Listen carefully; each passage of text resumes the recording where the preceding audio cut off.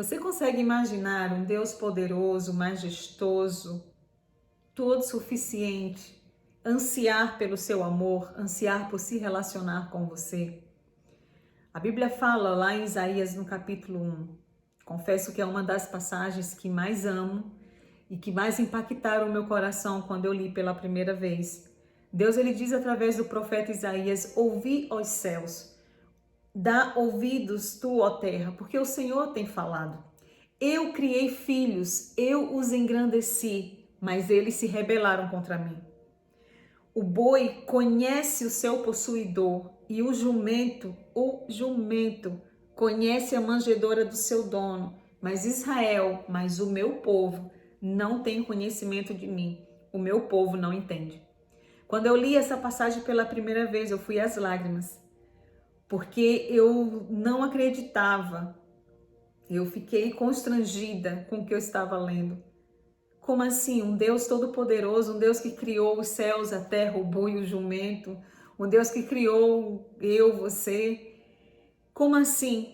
É um Deus que diz: olha, eu criei os filhos, fui eu que formei, eu os engrandeci, mas eles se rebelaram contra mim.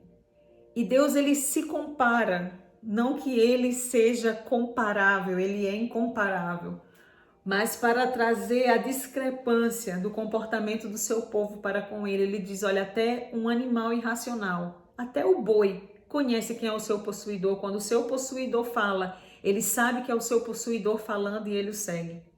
Um jumento conhece a manjedoura do seu dono. Ele não vai para qualquer manjedoura, ele vai para a manjedoura do seu dono, ele conhece o seu lugar, ele conhece a quem ele pertence. Mas o meu povo não me conhece, o meu povo não me entende. E eu fiquei pensando, que amor é esse? E eu fiquei constrangida, porque nessas palavras eu vi o coração de Deus sendo exposto, o quanto ele deseja que eu e você o conheçamos. Semelhantemente, em outras palavras, no entanto, Jesus ele declara lá no capítulo de Mateus, ele diz o seguinte, em Mateus 23, Jerusalém, Jerusalém, que mata os teus profetas, você que apedreja aqueles mensageiros que Deus tem lhe mandado. Quantas vezes, Jerusalém, quantas vezes eu te quis ajuntar, como uma galinha junta os seus pintinhos debaixo das suas asas, mas tu não quisestes. Quantas vezes eu quis te ajuntar, quantas vezes eu quis te trazer para perto de mim, quantas vezes eu quis te proteger, quantas vezes eu quis te cuidar, mas você não quis. Esse é o Deus que anseia por se relacionar comigo e com você. E eu penso, lá desde o Jardim do Éden, esse era o desejo, o princípio, a essência da criação. Deus nos fez para o louvor da sua glória, Deus nos fez para nos relacionarmos com Ele.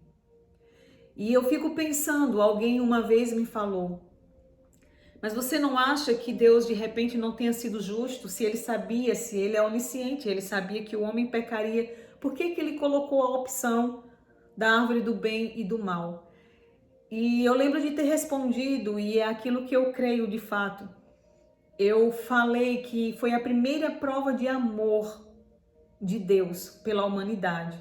Foi quando Deus abriu a porta e disse: olha, eu fiz tudo isso, eu sou tudo isso, eu venho na viração do dia me relacionar com você, eu já tenho me manifestado a você, você tem tido relacionamento comigo, mas você não é obrigado a ficar, você vai ficar aqui se você quiser. E eu fico imaginando para alguém que ama, porque eu amo, você também ama, né? Nós já tivemos experiências do que é amar. E você abrir mão, você abrir a porta e dizer: olha, você não é obrigado a ficar. Se você quiser, você pode partir. Isso irá me doer muito. Isso irá me rasgar, literalmente, de cima a baixo. Mas você pode optar por estar comigo ou não estar comigo. Para mim, a segunda maior prova de amor foi quando, mesmo quando ele abriu a porta, dando a possibilidade do homem e da mulher sair, partir para longe dele, ele providenciar um novo e vivo caminho, uma segunda opção para nós voltarmos, e agora voluntariamente. Adão e Eva não tiveram escolha de estar no jardim, de ter nascido em um jardim, de alguém ter feito tudo aquilo para eles. Mas eu e você temos essa escolha hoje de voltarmos a essa presença, de voltarmos a esse jardim, a nos relacionarmos com Deus. Deus deseja que nós o amemos de todo o coração, de todo o pensamento e de toda a tua alma. Eu falei isso nos vídeos anteriores.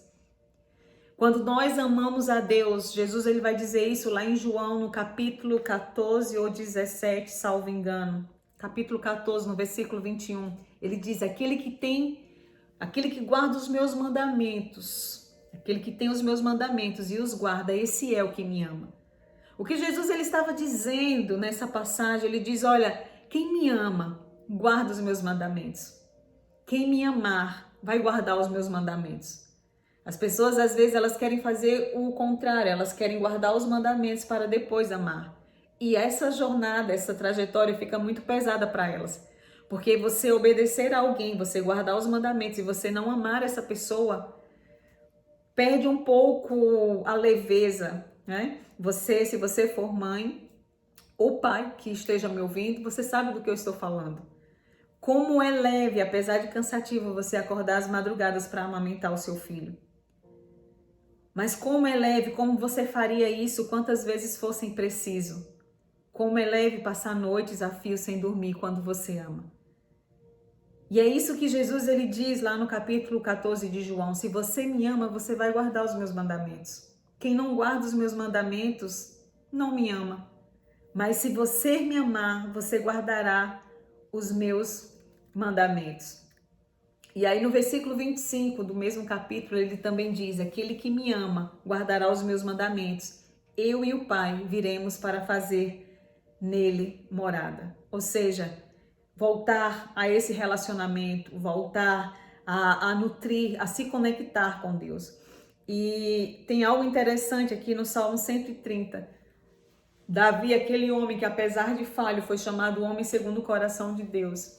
Ele declarou, a minha alma anseia pelo Senhor, mais do que os guardas anseiam pela manhã.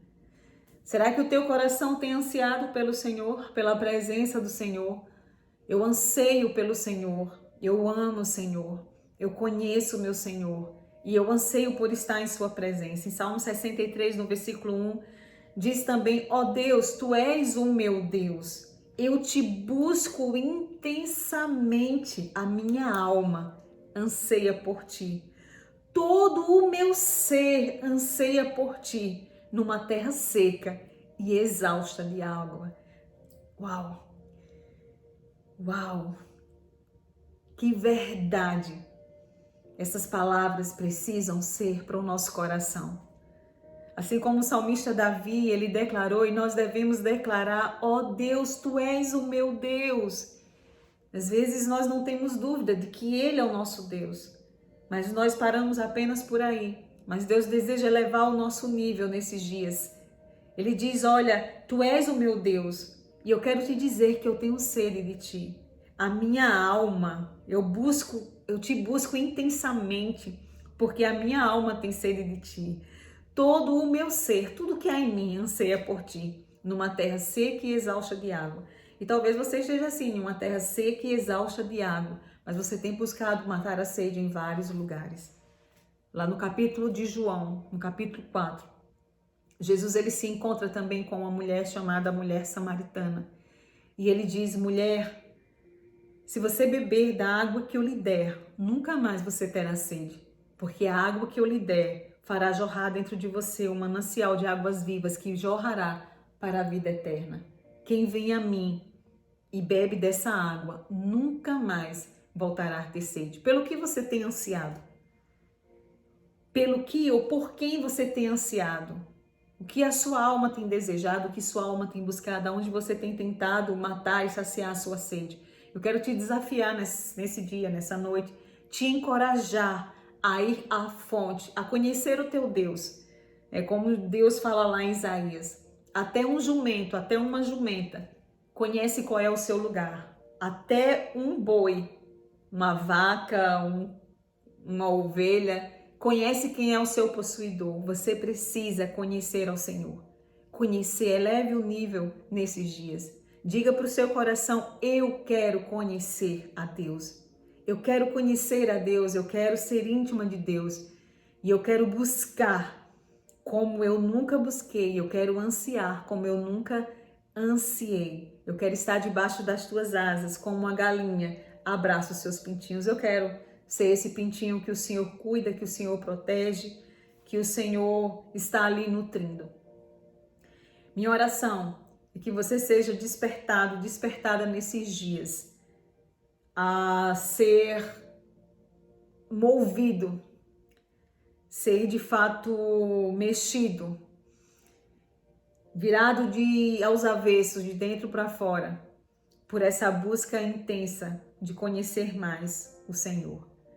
Eu te espero amanhã em mais um dia de devocional e a minha oração é que ainda essa semana de Conhecendo a Deus, você possa ansiar, desejar por conhecer, não de ouvir falar, não de ler, não das experiências dos outros, mas de andar com Ele, de ser íntima dEle, de ser amiga dEle. Amém? Eu te aguardo amanhã para mais um dia de devocional.